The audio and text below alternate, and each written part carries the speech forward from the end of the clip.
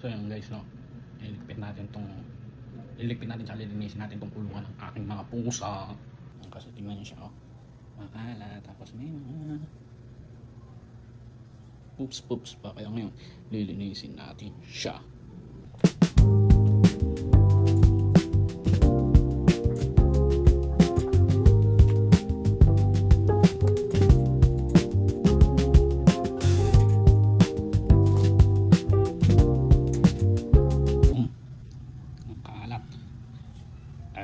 Saway.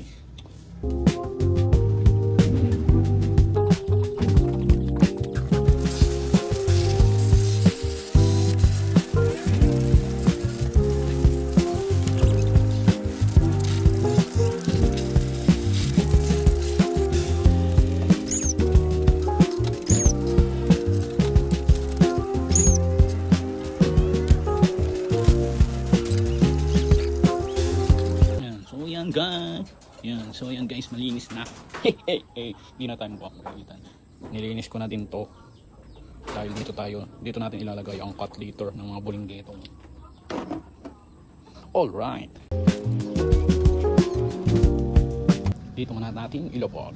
Dahil maglilinis pa tayo sa loob at papatuyuin muna natin siya. Madumi pa kasi dito. Yun o. Makalat pa. Tapos medyo ihi pa. Tapos sira-sira na din pala to. Yung ko lang napansin. Yan, dahil siguro sa mga kalmot-kalmot to. Sira na.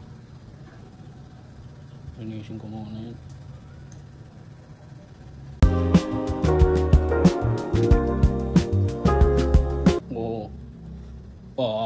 Yun no, linis na oh. Nice one. Bali, patuyuin na lang natin yung kulungan at yung lalagyan ng cut litter, tsaka natin isi-set up. Ayos! Tignan natin kung tuyo na. Tuyo na siya. Tuyo na siya. Pwede na natin ipasok.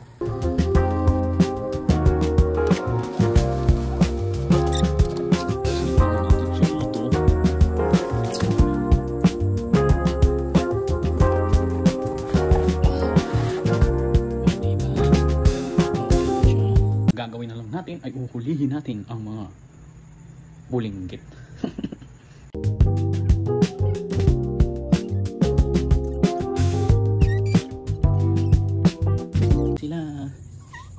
Litter box. Yaman muna silang matuto dyan, ha?